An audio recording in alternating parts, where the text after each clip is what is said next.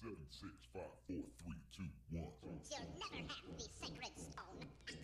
Oh, this you crazy mother. Welcome to Innovating a Game Changer podcast. I'm your innovator. This is Nevada Smith, and today we're talking with some millennials. I've got Josh Auer and William Parrish, and we're going to get together and we're going to have a discussion about some innovation, some development work that these guys are doing, and we're just going to have a general chat. Welcome to Innovating a Game Changer podcast. This is your innovator, Nevada Smith.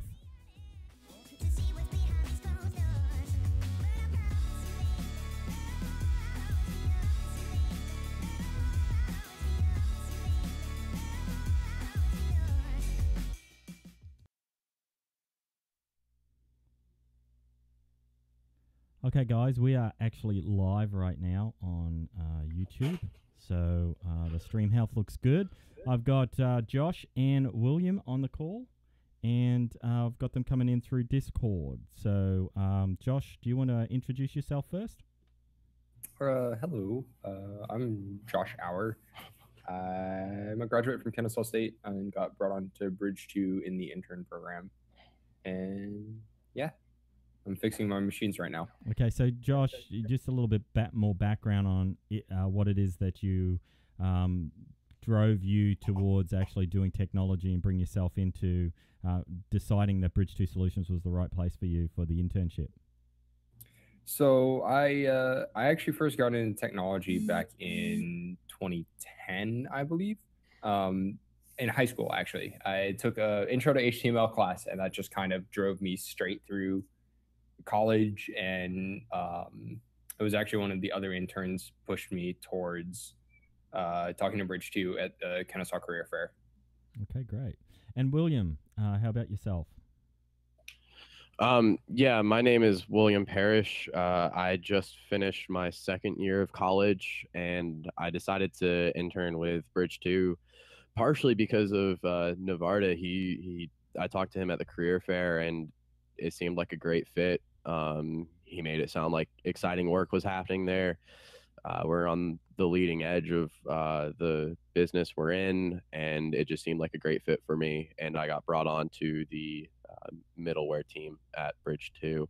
I got into technology, and basically ever since I was a kid, I would always be the one to fiddle with things, take them apart, see how they worked, and then I could never get them back together until recently. But my love of programming started in high school with beginning programming class. So that's one of the things I noticed that you were really, really good at is picking up an existing piece of technology. Maybe you don't know it, and an example of that was, 2 days ago we driving to work on a Monday, got this idea for an innovative product, approached you, 10 o'clock in the morning. By noon, you had a demo up and running locally. We went out and bought a device today and put that in front of the executive committee. So you were able to take the knowledge of programming that you had and pick up a brand new technology stack very, very quickly. And of course, the executive board that was presented this new innovative product today has given us full reign to go ahead, and we're actually going to kick off the design sprint next week and incorporate this product into it. And that, again, is the Google Ventures design sprint that we'll be looking at. So there's that talent that you have that's in obviously something that you really aspire towards, and I was very, very impressed. I won't mention, let me say this. In the past, I've worked with other people, and what I noticed with you is that, this is definitely something that is inside of you. It is definitely, you found your passion, you found your direction in a career, and I hope you stick with it. Yeah, it's fun just going out there. I mean, I have the base knowledge, and just applying that base knowledge to a range of things is extraordinary. Just seeing the product, the result right there in front of you, it's amazing. I love it, and I wouldn't dream of doing anything else. Yeah. So, Josh, did you get to see the demo today of this new and exciting, innovative product that we put together from a prototype perspective? I did, and I was super impressed with it. It obviously still needs a little bit of work because it was a couple-hour prototype, but it looks fantastic, and I really wish I had the time to work on it. Yeah, unfortunately, Josh, you took the full-time position with the other team. So I am forbidden to poach you at this point in time, unfortunately. But I'm sure there's going to be plenty of opportunity outside of your normal core job that you can work with us and do some of the new innovative products that we're putting together. This will just be the first of many.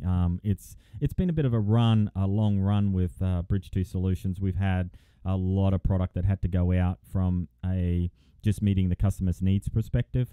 And so we've been focused on that in the last 12 months. Along with that, we've done a lot of workshops, one-day workshops where we've condensed things down into one day to examine an idea and then take those particular ideas all the way through utilizing a business model approach, which is what they call a business canvas. And if you do a search on Google for the business canvas, you can see those models. Those models are freely available. So we answer each one of those quadrants in there so we can come up with a compelling story to present to the executive board. And most importantly, the customers that we work directly with, and present those ideas to them in such a way that's going to show them high ROI and speed to market. And what we get back from that is new sales, new direction, new innovative products that we're providing to our customers. So that's been an ongoing process, but I will say that this prototype that we put together in the last day or so, let's just call it what it was, 24 hours of elapsed time, was the fastest thing that I ever got to prototype before. So I really appreciate the feedback on or the work that you put in there, William, to get that out the door really quickly. Anything we do in the future, I think we set the bar pretty high at this point. I'm not sure we're going to be able to turn around the next prototype in such a short period of time.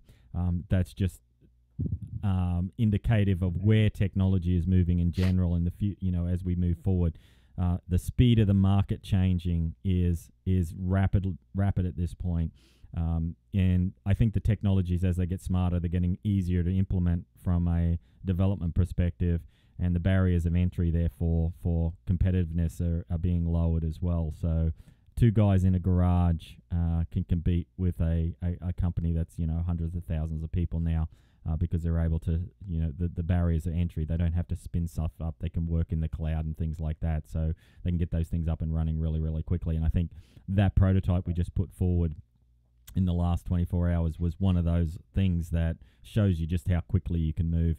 And the CEO and the executives were mighty impressed again. So again, great work there.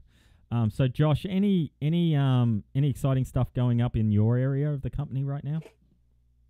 Not really. I'm busy building a REST controller for one of our merchants. So. Okay, that's cool.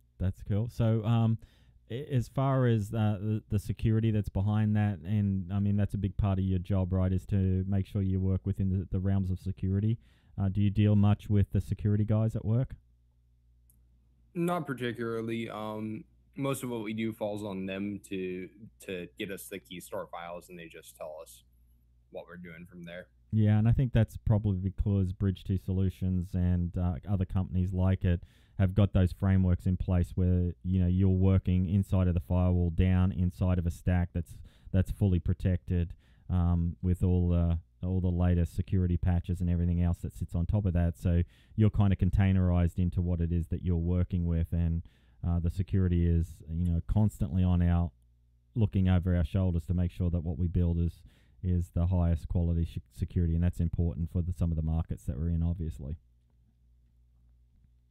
Exactly, and there's not much room for me to toy around with security stuff. We do a little bit of encryption upstairs, but it's not anything that is very in depth. Yeah.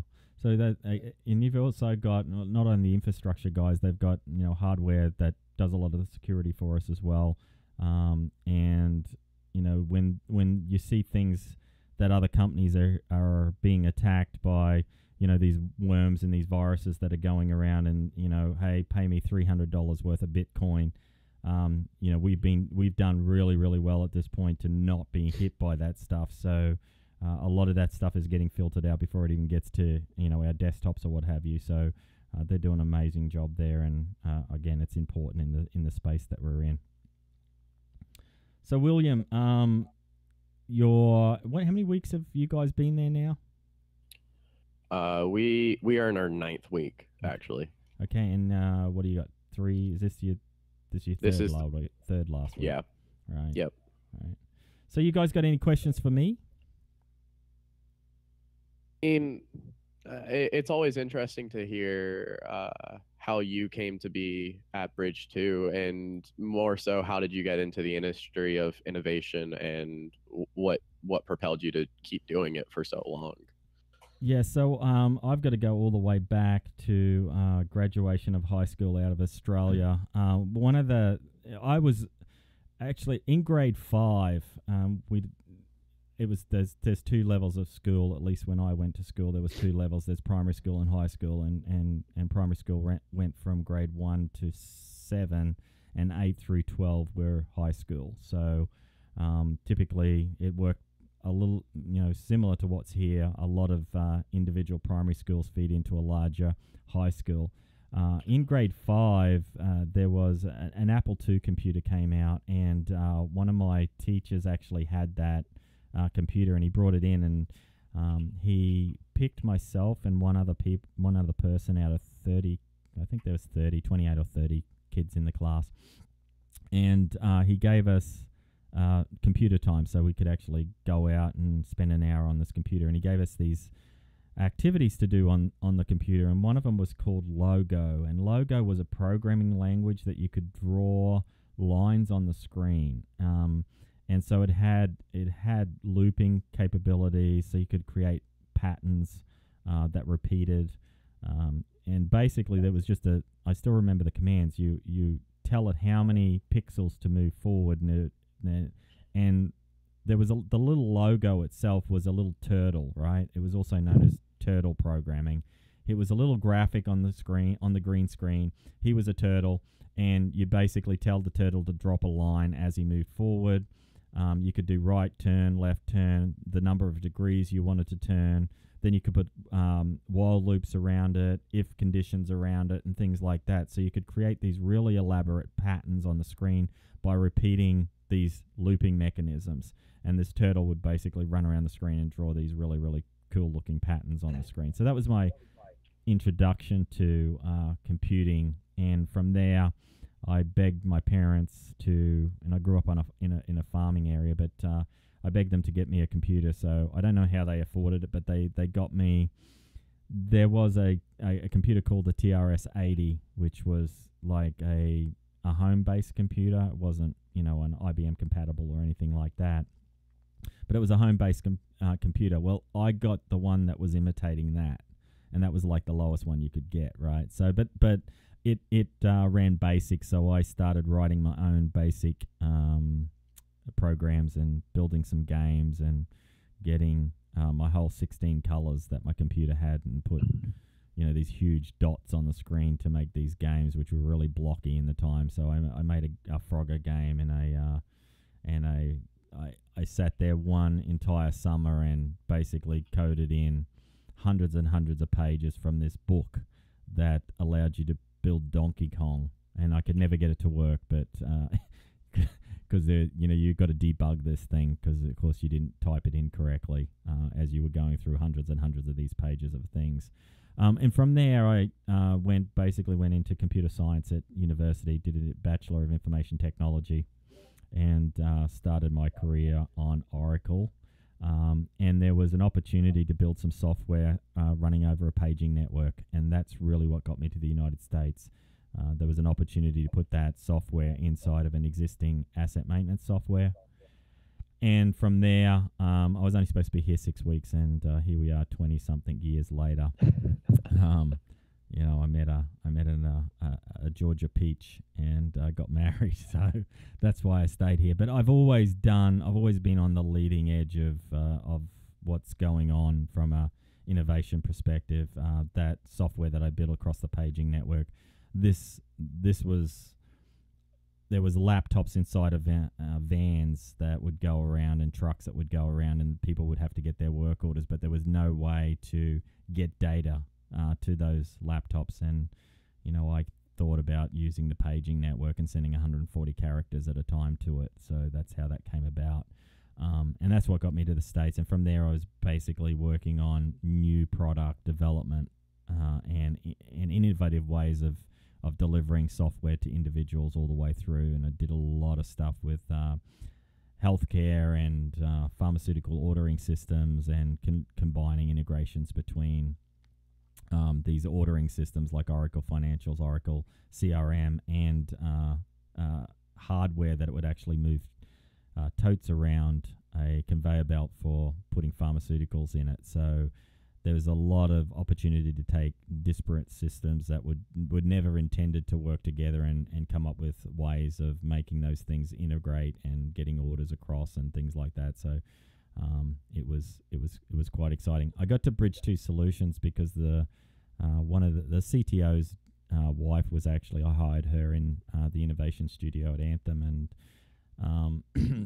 so we started talking, and he told me about Bridge 2 Solutions, and they sounded like they were doing some really cool stuff and on the edge of these leading technologies. And so I thought it'd be a great opportunity for me to come across there and then share what I know as far as all of the innovation capabilities that I'd picked up along the 20 years. But not only that, I'm a very, very heavy reader. So, you guys already probably see tons of books around because I've always got some sort of innovation book or some sort of next generation technology book opened because it keeps me fresh and keeps the ideas flowing. Yeah, that's wow. Definitely a history of being at the forefront of the market. And I hope to do that. I hope to not stagnate at some company that isn't moving as quickly as Bridge 2. I've been fortunate enough to get in with a company that's constantly moving faster. That was shown today when you pulled me into the project, which was it was definitely interesting taking something that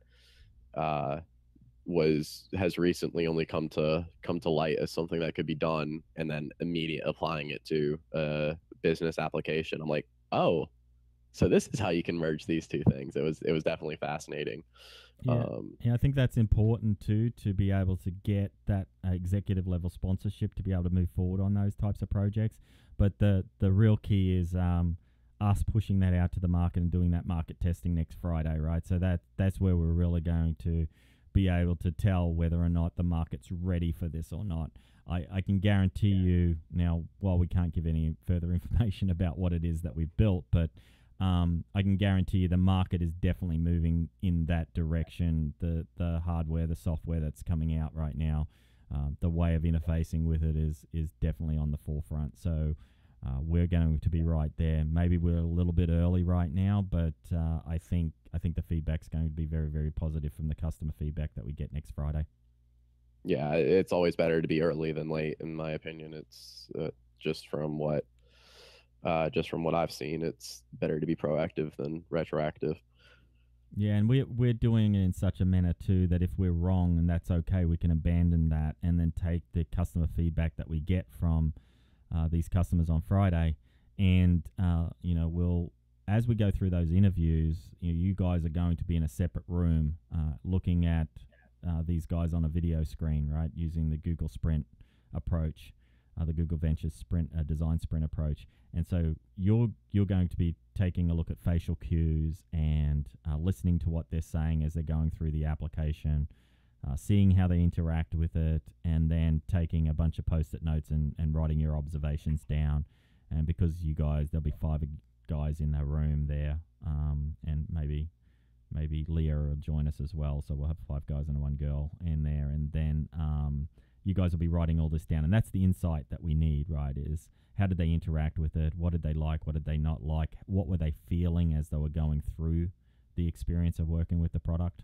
And that feedback loop is invaluable. I think that's why a lot of startups actually fail, because they believe so much in their idea, they're not willing to abandon it. They're not willing to change it. They're not willing to compromise it.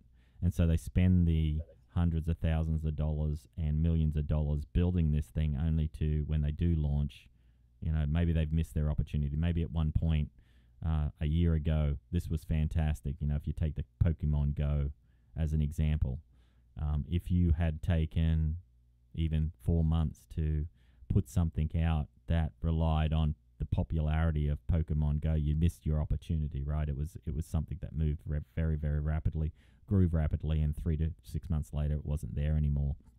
So that's why it's important to get the minimum viable product out the door as fast as possible, get that feedback, make those adaptations, that PDCA cycle that I talk a lot about, which is the plan, do, check, and then adapt to what you're getting back from the market, because that's the only way you're going to know whether or not you're on the right track, and those features that you think are minimum viable product might not be the features that actually the customer is expecting. So you could spend hundreds of thousands of dollars building a particular feature that you think is absolutely needed to go out to the market, and it turns out no one's using it anyway, so you could have went out to market 3 months earlier. So those are the cycles, and you guys are going to get a lot of experience with that next week when we kick off the design sprint. Okay. Yeah. So Navarda, yeah. I hate to interrupt, but I have a random question for you. Has there been a software or hardware that if you could go back in time and not work with it, would you work with something else instead? Well, that's a great question. I think I did a lot of my career. I was what I call a fixer, right? So there was a customer that was ready to abandon ship for the product. The product wasn't doing what it was supposed to do, and they would send me out to basically hard code on the fly directly in production, right, to get them back up and running. So I would diagnose what the issues were and make the code changes and deploy those. A band of one would be out there doing this, and there was periods of time where I might have been coding for 35, 40 hours straight to get these systems back up and running again. Of course, afterwards, I would take all that code back and then put it back into the base code system and do all the QA and the checks and everything else. Triage outage is a specific process you have to do. If the system is down, you're breaking all sorts of rules these days. If we were doing that type of thing today, we probably wouldn't be allowed to with Sarbanes-Oxley and the rest of it. But back in the day, that's what you had to do to get systems that were broken and outages down. You would have to basically hard code really, really quickly, get it up and running, and then take it back to the shop and do it properly, put it back in the software cycle, do all the QA and the rest of it. So I never really had time to say, hey, this technology versus that technology. I did land on Java. I remember I was getting on a flight to Sydney, and there was this new product out called Java, and it was supposed to be the next best programming language that was out there, because at the time, C and C++, I'm not sure if that was available yet, but C was out.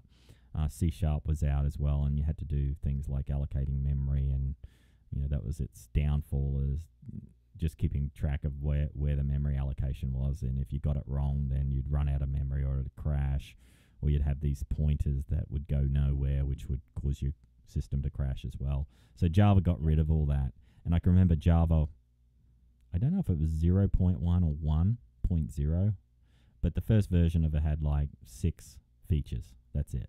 So there was 6 things you could do with it, right? So if you think about the frameworks today, it had a string in it, right? It had, I'm trying to think, it's because it's so many years ago, but it had a string in it, and I can remember saying, well, this is useless. It's only got 6 features, but I attached myself to Java, and I grew with it all the way through to, what are we at now? 9, 10. 9's coming out soon. Yeah. They're doing a talk on Wednesday on what Jigsaw has done. Yeah. So there's tons of frameworks and stuff that are available right now. I think you guys have got it harder than I did at the time, because Java was Java. You implemented Java. You implemented the JDK for Java. That's what it was. Then came out the Enterprise Edition, which basically containerized everything, which meant your application ran inside of a container, kind of like a Docker container does today. So if you screwed up, it would only screw up that particular container, so it wouldn't cause your applications to crash. But so many frameworks are available right now. It's I think the hardest thing that you guys have got to do is what framework meets the needs of what I'm trying to do, and then don't fall in love with that framework, because I can tell you 6 months from now, 12 months from now, you'll be working on other frameworks, because depending on the solution you're trying to fix, there's going to be a different framework that attacks that puzzle. And it goes back to what William did in the last day, which was taking the knowledge of programming, picking up a new programming language and rolling that out using the skills that you've got from doing the analysis and understanding how to take a business need and translate it into whatever technology that they give you. That's one of the reasons I started moving into more of the managerial role, the director leadership roles, and building teams. It was just because the technology was moving so fast, I could no longer keep up. I was doing a lot of consulting work, so I was going from company to company to company, and 3-month gig at one place, 3-month gig at another place on a brand new technology stack. And so, you know, it might have been 3 months that you were working at that particular place, but you also spent an additional 3 months learning and getting up to be a professional in that space on that technology stack, only to know that as soon as you go to the next place, they're using a different technology stack, and it's back to basics again. It's learning all the syntax and everything else that goes along with it, and then applying those object-oriented rules or those queuing mechanism rules or whatever it is that you were trying to solve from a problem perspective. Web APIs are you know, I think web APIs have got their place right now, but I think we're about to change into something new. I don't know what that is, but web APIs have been around such a long time right now. We're ready for a massive shift in that space, just like you know, if you think about going from a flip phone to basically a computer in your pocket, right? With iPad, with the iPhones and the Android devices. I was around for that. I don't know if you guys actually were involved when you saw that shift happen. But if you go back, there's a great, if you do a search on there, the Pope in 2010, you know, the Pope inauguration in 2010. Now, don't get me wrong if my dates are a little bit off. I don't know what the cycle is for the Pope and, you know, who's in and stuff like that. But by 2013, everybody was recording it on mobile devices, and it's a striking difference between where we were in 2010 versus where we were in 2013. And again, we're going in a massive shift again now, right? Where, especially where the attention of people are. If you take a look at the mobile device, right, social media is now taking the place of email, right? So those companies that don't make those type of shifts to go more social on the way that they interact in an organization are going to have problems as well. So you've got tools like Slack and things like that allow those things, and Jira and other tools, version 1 that give that ability to collaborate in a much more open way rather than email. So bunches of shifts are about to happen. You guys are starting at the most exciting time that I've ever seen, and I think the future is going to be really, really bright for individuals like yourself.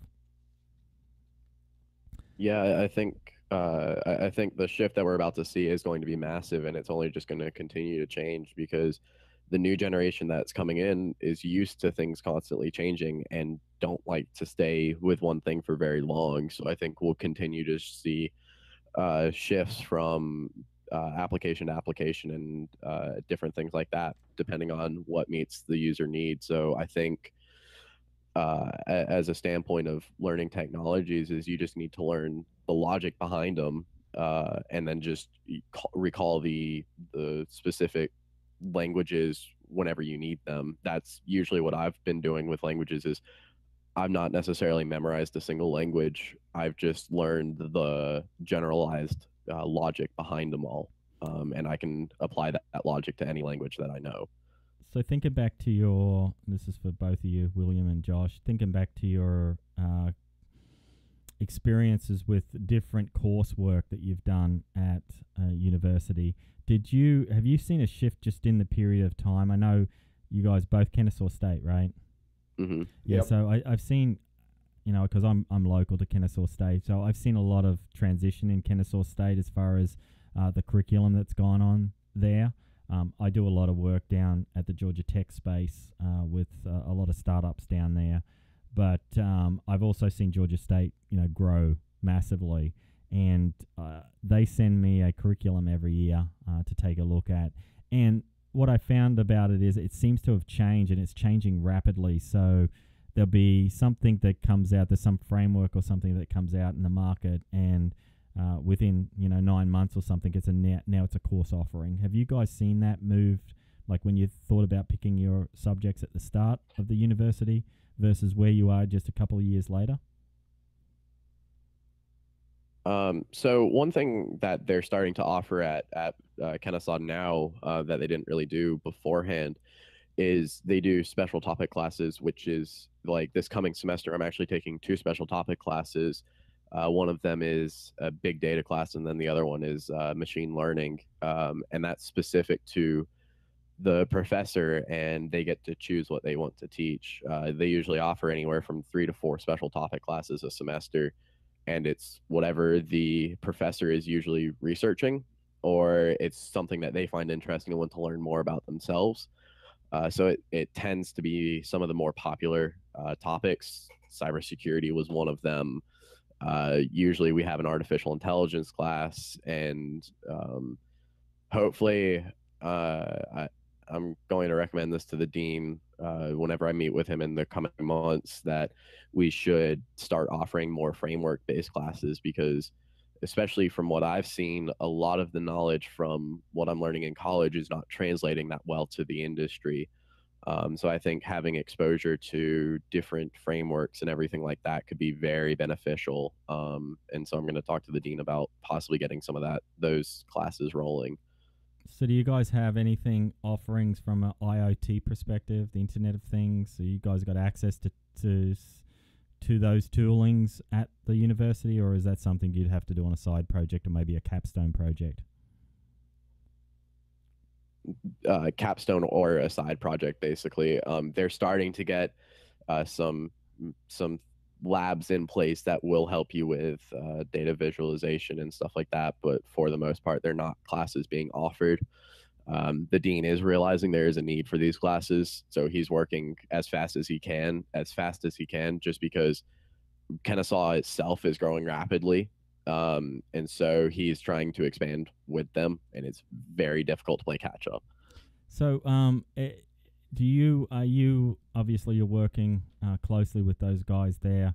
Do you see anything that you guys are using in your daily life? Maybe the best way to phrase this question is, what are the top 2 apps that you're using on a daily basis on your mobile application or your platform that you choose? First of all, tell me what the platform you selected is, and then tell me the top 2 applications you use on it.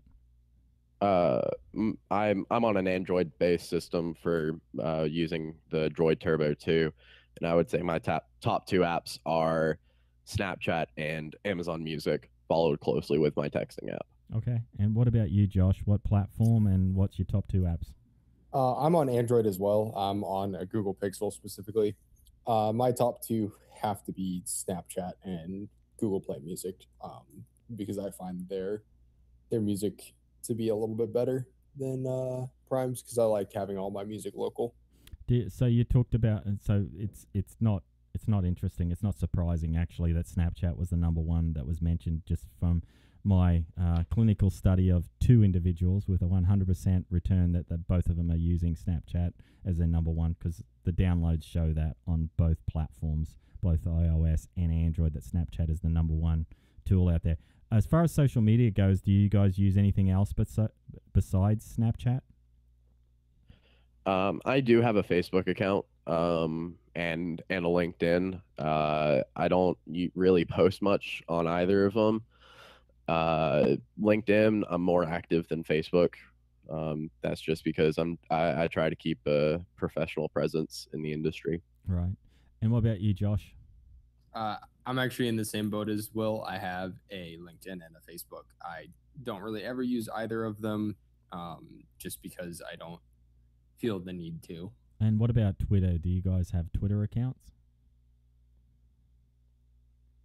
Technically, yes. Yeah, I'm in the same boat. Technically, I do. Technically, I have a lot of social media, I just never open them and have forgotten the passwords to all of them. Yeah, that's actually striking to me because again, a clinical study of 2 individuals showed 100% non-use of Twitter, but but I think you guys have seen that Snapchat is where it's at right now. 6 months from now, I guess we're not going to really know what that platform of choice is, but I can tell you right now that the attention is on the social media. And for anybody that's not into the social media, especially people from my demographics, that's where they need to be, because that's where everything's happening. That's where these innovative ideas are becoming available. So, William, why don't you tell me a little bit about Snapchat and what type of content you are pushing to that platform? I mean, so on Snapchat, I usually use it to talk to some of my better friends that I don't text with on a daily basis. And it usually just involves me sending random pictures of my environment, or whenever I'm at home, I usually send a picture of like the game I'm playing or my snake that I have. I'll sometimes pull them out and let them crawl all over my face. And then but then the content that I watch is like, as far as the stories, I usually keep up to date with what's going on in my friends' lives, even if I don't necessarily talk to them on a daily basis. And then a lot of tech companies push products they're debuting and things like that to their Snap feed or whatever it's called. I don't really know what it's called. Okay. And so, Josh, I know there's a joke in there somewhere with what Will said, so we're going to steer clear of that. But what sort of content are you pushing forward? I typically send cat pictures to my girlfriend, is what ends up happening, because we have a kitten that we adopted recently, and she likes receiving pictures of that. And so, hey, we've got an outing coming. Yeah, you guys are invited to that outing that's coming up. Is it this weekend? Yeah. Oh yeah. The Thursday outing? I think there's one on the weekend. Is it the Lake Lanier one? It is. That's the 28th. All right. Yeah. So that is 2 weeks from Friday. Well, is it 2 weeks from Friday? I don't know, but yeah, I think it's 2 weeks from Friday. Seeing as it's live, I guess we get some creepers that'll show up now and come and meet us at Lake Lanier. So hopefully you're bringing the other halves, and I can meet them when we're there. If not, then I guess there'll be another opportunity. Hey, we're coming up on the 40-minute mark, so I'm going to end it here. Do you guys have any closing thoughts for anything before I shut this one down? No, this has been really interesting. This was my first podcast, so it was definitely an interesting experience. Yeah, so the chat has been fun indeed. So thank you for hosting this, Narvarda. Yeah, I think we'll start to do these on a more frequent basis. I really enjoy doing this and having discussions. Maybe we can get some people that watch this to put some topics down below. We'll do some research on those topics and then have an open discussion on what it is that we found out. So for anybody that's interested in a specific topic and wants to learn more about it from the technology space or the innovation space, go ahead and put those comments down below and we'll be sure to read those. And then you never know, we might do a topic on that. So thanks again, guys, for joining me. I really appreciate you being here. And I shall see you both tomorrow.